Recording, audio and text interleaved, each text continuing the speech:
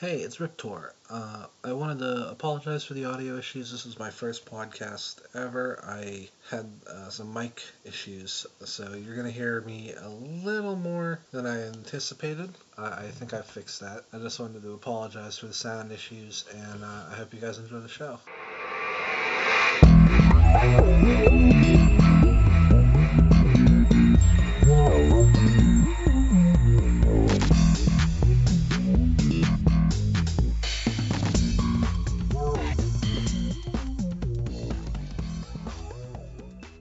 Welcome to Radio Free Universe. That is the name until we think of something better.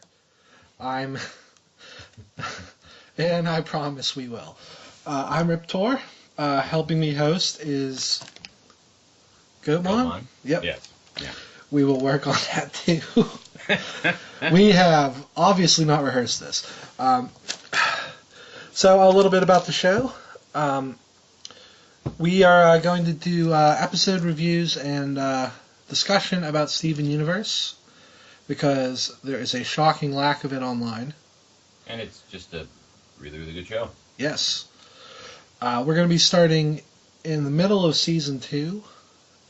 More because there's a huge backlog and we probably wouldn't catch up till, I want to say Season 3 if we started from the beginning. Okay. Yeah.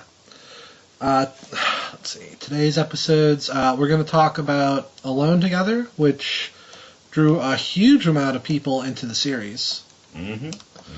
From what I understand. And the next episode, The Test, which did not do quite the same thing, but it was a good episode nonetheless. Yeah, I wasn't expecting the Test to be all that great following up Alone Together, but it was actually really good. Just in an unexpected way. It was one of those things where it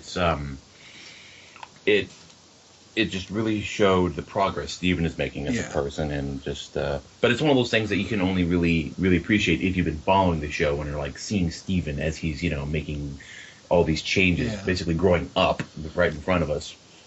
If you're not like invested in the show, then that doesn't have that much meaning to you. Yeah. To a new viewer, it might be a little middling of an episode. So let's go into the summaries real fast. Alone Together. Basically, Steven and Connie fuse. It starts something that, to my knowledge, has not happened in any kind of media. Yeah. And I've watched a lot of anime. I'm sure it would have turned up somewhere. Yeah, cross-gender fusion doesn't really happen that often. It's well, outside the realm of porn, anyway. Yeah. Let's not get into that. I'm sure we won't be exploring that direction any further for the yes, yes, and our minds, because I don't really want to know. I'm sure there's a Dragon Ball fan comic out there that we never want to see, but basically, Steven is again insecure with his abilities. He actually shows a surprising amount of understanding of fusion, probably because he's a 12-year-old little boy, and fusing things is awesome. Oh yeah, absolutely. When you're that age. Look, no one loves just mashing the idea of things together more than little kids. That's the thing that comes naturally to us at that age. Yeah, I can think as a little boy, I don't think I had one toy that I didn't try to take apart and put together with another toy. It's just something you do. Hello Legos, that's kind of what those are all about. Oh, yeah, exactly. Well, I had, I'm dating myself, I had soft head Ninja Turtles, so I'm like, okay. Shredder, you're going on Leonardo. Yeah. Let's see. And then the next episode, The Test, which we talked about a little, basically Pearl kind of blows that Steven's first big mission way back in Cheeseburger Backpack was a test. Which, I mean, if you look at that episode, it kind of was a cakewalk compared to later episodes. And when you think about it, while he did screw up, he actually did pull through, all things considered. I mean, they didn't really expect anything to go wrong, and then he made the boo-boo. But then, he was prepared to help save them after things fell apart, And since then, obviously, he's more than past with flying colors Yeah. and his abilities to handle danger and deal with crazy situations. But him being a little child, he is panicking and thinking, oh God, I screwed up, and wants to prove himself so badly because he feels like he's in these gem shadows and has no comprehension of how completely out of their element they are when trying to help him grow and learn how to use his powers. And that's what they really cover here. Yeah, I think the best part of that episode was the fact that they really showcased that without Rose, the gems don't know what they're doing. They just mindlessly, they go on these missions, they collect, as near as we can tell, weapons and fallen friends who've been turned into monsters, and they just sort of maintain a status quo. Yeah. And episode we had a few weeks ago, Warp Tour, has me wondering what it is that caused those other gems to become corrupted in the first place. Yeah. Because there was the indication of another faction or other gems out there that weren't their friends, and it made me wonder if really raised a lot more questions than it did answers. Yeah. Well, if we go all the way back to the spinning pyramid episode. Serious Steven, I believe? Yes, Serious Steven. There are hieroglyphics that show Rose and an army fighting somebody with pointy hair in another army. Which means the pyramid trap was apparently made after that battle by a third faction, which is confusing to say the least. Maybe. But I think I'll have to find a way to screen cap that. That might be our big bad for the series, the other figure in that painting. I don't know. We'll just have to wait and see. Yeah. Whoever they're afraid of, they are terrified. And Oh, yeah. I mean, after all that bubbleoo in, what was it? The episode when Pearl built that rocket ship? It was clear that she desperately wanted to go home. And then, bam, the home world warp is fixed. And they're like, no, smash. Like, not worth it. Yeah. It means having to deal with whoever those people are. Or individuals is. I don't know. Well, in that episode, she even realized she couldn't go home, but she could go out into space. And I think she's more comfortable in an environment she knows how to handle. And Earth constantly surprises her in ways she doesn't expect. Yeah. Anyway, but let's get back on topic here. Yeah. So for Alone Together, it's odd. I don't know. I can't approach this obviously from the perspective of a young girl, but I related with Connie. I've been there. I've been the person who's like, yeah, dancing sounds fun, but everyone will look at me. I've gotten on a DDR machine more than once. A crowd started to form, and I just sort of walked away. Oh. I'm very much the opposite. I really enjoyed DDR when I knew that there were people watching. It made me feel more. It kind of urged me to keep going. It kind of made me feel. It made me feel cool. Like I was putting on a show for people, and I enjoyed that.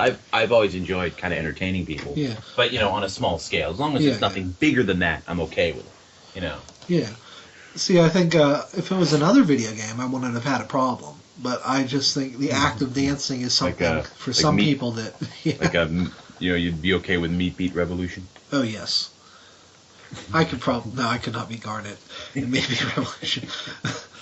She's cheating, so... What I really liked, though, beyond just the whole fusion thing, was when Connie's social anxiety was starting to manifest, how they visualized it. And it really drove the point home, just how how freaked out she was, and it really hit. Because I have dealt with my share of social anxieties, and it very much hit close to home the way it was represented. I thought it was very, very well done. I like the visual metaphor. I think I've said before. I think it was a little confusing because they are using crystal gem characters, so maybe they shouldn't have used the disco ball. But once I realized it was her anxiety, it made a lot more sense. Yeah. Yeah, I think I wasn't mixed up at all until the ball started to appear. Then it was a little weird, but it was very quickly shut down when I think Captain Kevin walked in. Yeah, it forms the same way as Steven's rose shield, his little force bubble. A little bit, yeah. So yeah, that's probably what. Maybe I guess, but anyway, I also like I thought it was interesting how Stevani's personality seemed mostly Connie, with Steven kind of playing a supporting role. Yeah, I think that's the norm for fusions. I think that's probably why Opal was hard to form for Amethyst and Pearl, because neither of them can. Pearl's fine being in charge, but Amethyst does not listen to anyone but Garnet. Yeah, those two just do not get. They are both very stubborn in their own ways. I get the indication they used to be better friends, but Rose leaving them probably made them apart. They probably started fighting more without Rose around. Yeah. So let's talk about Kevin and all the horrible things he represents. Oh, God. I think we'll see him again because he's way too well designed for a one-off character. Fucking pickup artist looking motherfucker. Oh, yeah. That guy was just a sleaze. He was dressed like a Moonwalker Michael Jackson. Just designed just to be this sleazy, uncomfortable dude. I felt a little uncomfortable at that. I'm just like, Jesus, dude. Jeez, back off. You're right. Like, you wanted to go up there and punch him. He just... And I think they waylaid that a little when he started dancing and you realize he's just a tool. But yeah. He's just... I mean, I wouldn't want to go as far to say he was some kind of assault or anything. He was just being kind of a creep, you know? Yeah. He was basically used to being like the coolest dude around, and figured figured Stevani would just automatically like latch onto him like probably other girls usually do. Yeah. And when that didn't work, he was all like, "What's going on? Come on, let's go dance." Like, you know, not being very polite at all. Ruining Sour Cream's big rave. I love how after Stevani explodes back into two people, he's just like, glow sticks. It's like all according to plan. Oh, Kevin will like, "There's two kids. I'm out of here." Be like, that is a guy who dodges jail. Yes, he is. I think if he hadn't gone up to her while she was having what amounts to an anxiety attack and talking to herself, I don't think it would have been as bad. I get the point they were getting across, though. I think he saved that situation from getting worse, but he just kind of replaced it with another crappy situation that she didn't want to be a part of. Yeah. But it was less like mental breakdown and more just creeped out, you know? Yeah. Which I think is less stressful, but still not great.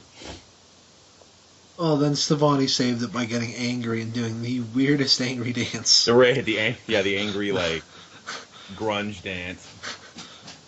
That was like a dubstep dance right there. I think it's from Will Smith's daughter has a song called "Swing Your Hair Back and Forth." Oh God, let's not go into that. No, all the fusion dances. This is important to know. All the fusion dances are real dances. Oh God. Like, I'm pretty sure Pearl and Garnet's was the tango. Oh man. Which has some implications. My secret fan theory is Pearl's a shipper, by the way. If anyone was shipping, it was freaking Garnet. The look on her face. Oh, she loved it. But no, she shipped Connie and Pearl shipped Connie and Steven from the first episode she was in.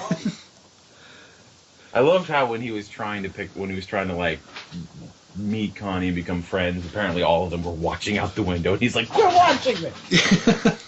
Because he has three big sisters, and of course they need to see what's going on. Of course.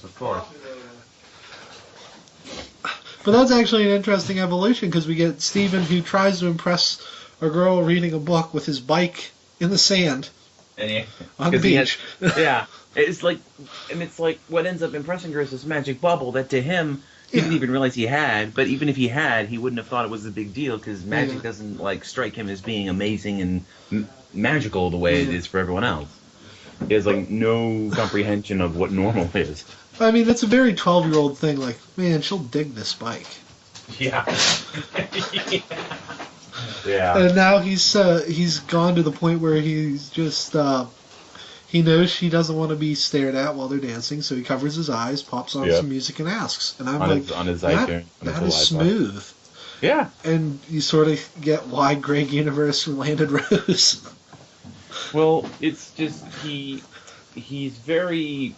always puts others before himself. That's how it is. He always is thoughtful about what others need and what they want, and he's okay with that. He doesn't need to put himself first. He's a very selfless dude, and that's what's really cool about him. He even offered to break up the fusion when Connie started to freak out.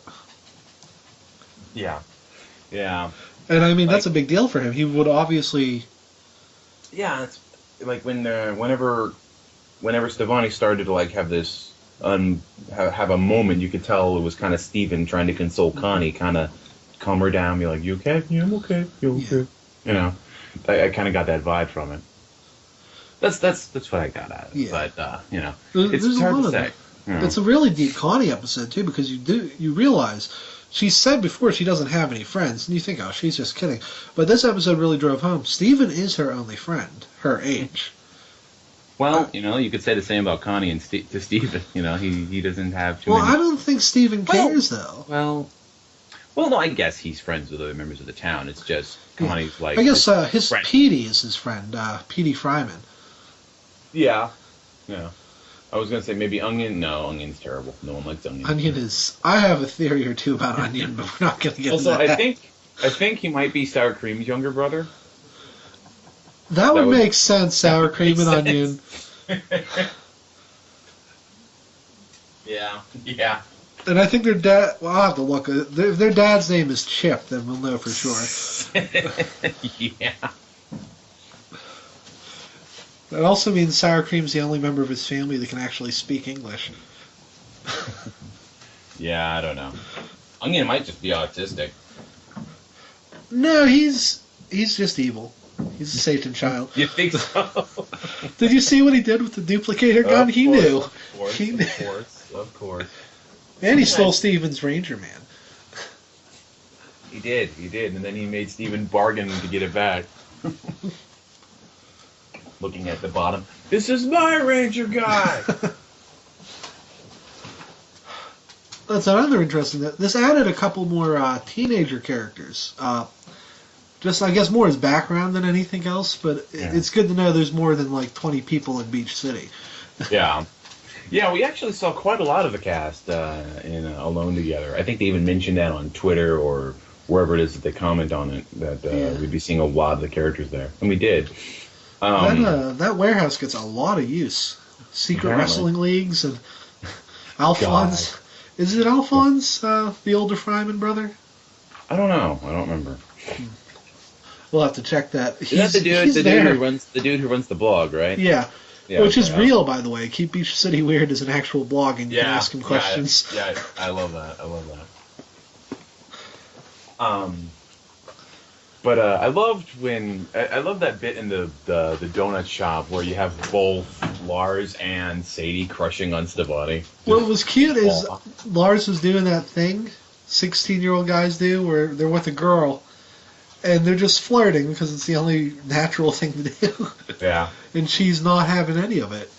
And then Sevani comes in and they both... and both of them are just awestruck. Just awestruck. The faces, they're both just jaw hanging open as she's leaving. That was great. Lars, you're terrible. Further proof. I remember there were some people in the YouTube comments on that making jokes how, Sevani and Lars wouldn't be legal because Steven's 12. And I'm like, well, actually, if Sevani is if you ship Sevani as an older person combined, then that would make it illegal for her to sleep with Lars. Because I'm pretty sure he's a teenager. Well, let's be honest here. Lars doesn't have a chance. Oh, no. One way or the other, that ain't happening. Yes.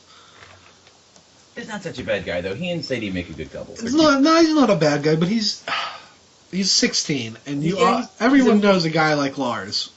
Yeah, I think everyone has a mildly asshole phase at some point. It just depends on how severe it is. When you're a teenager, you pretty much get a free pass on being at least kind of a jerk at some point, and some have it a lot worse than others. He's pushed it, though. He has. he's just a moody teenager who's still figuring shit out, and Sadie is very, very tolerant of his crap. You know, that Tropical Island episode really kind of emphasized that. Yeah. But yeah, we'll go into that another time. Yeah. Well, I think we have a 2-week break between episodes, so I'm sure we'll be able to cover. Yeah. If not episode by episode, we'll probably do like a general overview of the season. All right. Okay, so on to the test. Test, yes. I don't know. I liked all the generic board game titles at the beginning. I can't remember one of them, but they were all hilarious. Yeah, those were great. I think the Operation one was I loved. I'm sorry, involuntary surgery with no anesthetic. Involuntary operation or something. I love the one game where you roll dice by hitting a food processor, rolling them around.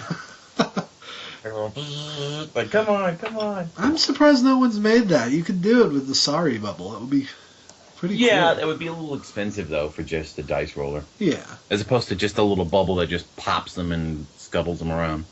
Well, I mean, you can... Yeah. I just love the knockoff stuff in Steven Universe where they can't really get away with the reference. Yeah, although I love how Steven blatantly has shown to have an N64 and a GameCube in his possession at some point. They just don't, I think, label them. They like have them look blatantly like it, but I think if it doesn't they're also have the different logo, colors too. Usually they're just like off just enough. Yeah. I do love. I want that golf RPG, and I will write letters until they make it. Yeah, Rose's Room is one of the better episodes from the first season. It actually ties into this because Rose's legacy is summed up pretty well in this episode. Yeah, I really. I think we can. There's a fair bit of discussion about just what she was to the Gems because it's way more than a leadership thing. Oh yeah. And I mean, you look at how they. I think for Garnet, it's more military loyalty. And then you look at Amethyst, and she saw the person she wants to be. Yeah. And then you see Pearl, and you see, I'm going to be her wife someday. I kid. My wife is. She clearly, they've made it very clear that Pearl has a thing for rose quartz. I haven't picked up on that, but I don't really pay attention. Did you see the episode where she lovingly caressed a bubble full of severed arms because Rose bubbled it? Because that is a good point. I haven't thought about that. She has very strong reactions, particularly to Rose, and in return, that means she's very protective of Steven. Yeah, this is true. Well, I mean, they're all protective of Steven after all they've been living with him for his entire life. He's family to them. You know? This episode sort of summed up why they're so seemingly hard on him because they don't know any other way to do it. They need him to get his powers because they can't always protect him. Had that whole Portal vibe where he's like figured out the test and he finds a way out of it and he's just kind of wandering around. And I was curious what they were going to do from there, but then they did this thing I wasn't expecting where he actually hears them talking and gets this glimpse of them that he didn't know was there and has this kind of adult moment where he had to make a decision on how to handle that. And he handled it really, really well. I was really surprised. The whole point of the test was them doing something that basically telling him something he wanted to hear, and he ended up kind of flipping that on their heads, and they don't even know it. You know?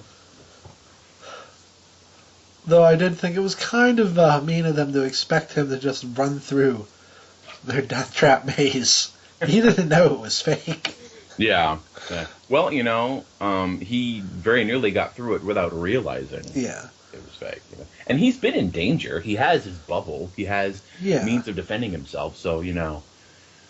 I don't think he had too much reason to be terrified, more than, you know, normally on missions anyway. But yeah, then there's that, I think, Evangelion reference at the end where he steps out, he's all, congratulations. See, I didn't get that. I've never watched Ava, but...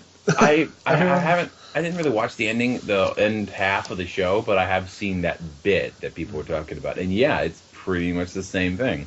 I mean, there's tons of anime references. Oh, yeah, absolutely. Boomerang Blade is my favorite, even though... Boomerang Blade. What was that? The one where Pearl gets injured, and she leaves behind that creepy hollow double. Oh, I still don't remember a boomerang blade from that. It was from the Lonely Blade anime they were watching. He just throws his sword like a boomerang. Oh. It's so that's how he beats the Pearl doppelganger. But that's neither here nor there. Okay. Okay. I did like, we just found out that the temple is mostly just a big danger room. Yeah. Well, I don't know if it was intended that way. It makes sense. I'm sure the rooms are all connected in some way. I get the vibe that each of the rooms is just like a pocket dimension that each of the individual gems can open up access to. I thought about that, but Pearl's room leads into Amethyst's pit of despair.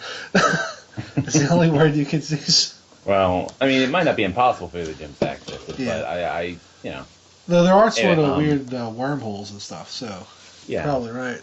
I remember someone else at the thread commented that there were 5 gems there, which raises the question as to why there were 5 rooms, and how that might indicate Garnet was originally 2 people, which just kind of adds that to the pile of evidence. I think we'll find out eventually. There's apparently a Garnet episode coming, because the voice actress said she had a song. But she didn't sing in Garnet's universe. Yeah, that's interesting, because we didn't get much, because we got that whole episode about Garnet, and everyone was wondering, what are we going to learn? And it was just this Steven's nonsense. This cartoony adventure Steven drew. I love how the animation style was distinctively goofier and sillier looking than the regular style of the show. With Garnet and Amethyst voice actress, Pearl and Amethyst voice actresses kind of role reversal. Pearl is Slippy Toad is very... Well, it wasn't just Slippy. Also, she was dressed like Frog from Chrono Trigger.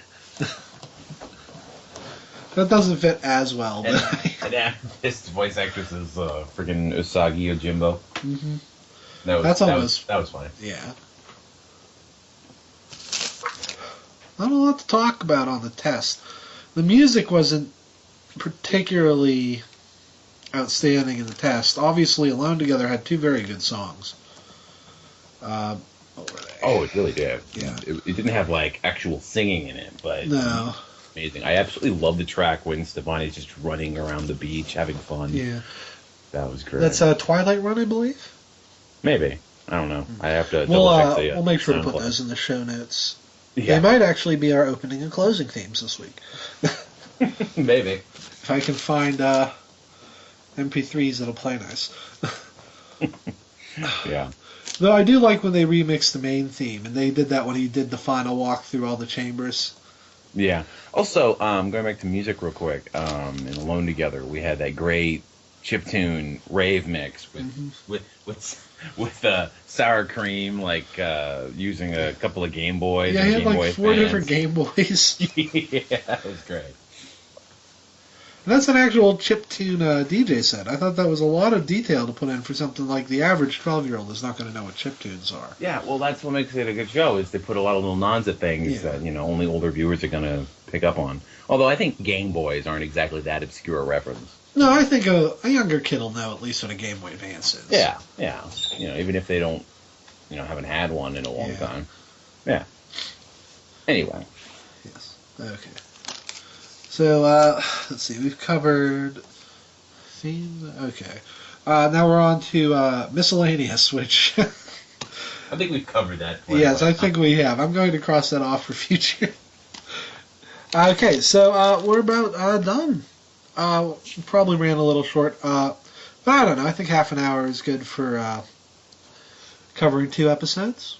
Yeah. Unless something huge happens, there's a delay of 2 weeks for the next episode. Is there? I believe so. We'll probably go longer if we do multiple episodes for our next one. All right. Yeah. So, do you have any projects you want to give a shout out to?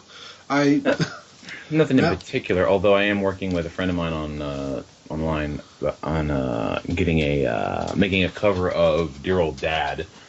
But until we have access to an instrumental track, which I'm probably going to end up having to make from scratch, either using Noteflight or Mario Paint or some mix of the two, We really don't have anything we can do with that. So for the time being, I'm focusing more on a Gravity Falls fan-dub I'm going to be doing of a deleted scene from the Love God episode. Using it, there was a recently the one of the storyboarders added posted on Tumblr, I think, a scene, just a storyboard scene of the original version that got cut, where the Love God pairs a couple of old ladies together, which was really cute. I'll have to look for that. I know you do fan dubs for webcomics too. I didn't know if you wanted to shout out your YouTube page. Well, I normally do webcomics. I don't normally like to do like regular animation because that's a very good way to get my account banned. But if it's a storyboard, I don't think I'm going to get in any trouble. You should be fine because that's not... It's just still images. I'm not going to get in any trouble with it. Yeah. Disney would really have to kind of go out of their way to be a dick to kind of make that a problem. I don't think they're the same company that closes down daycare centers anymore for using their characters, but you can never be too sure. Is there a story behind that? That happened in the 90s. That is a thing that happened under Michael Eisner. Wow. Yes. Well, we will get into that in the Disney Has a Horrible Past podcast. Oh, okay. That's a great note to end the show on. Yes, it is. Excellent. Thank you very much for watching. Thank you for listening. Thanks for listening. This has been Riptor and Gutmon. We will hopefully be back in 2 weeks with another episode. See you guys later.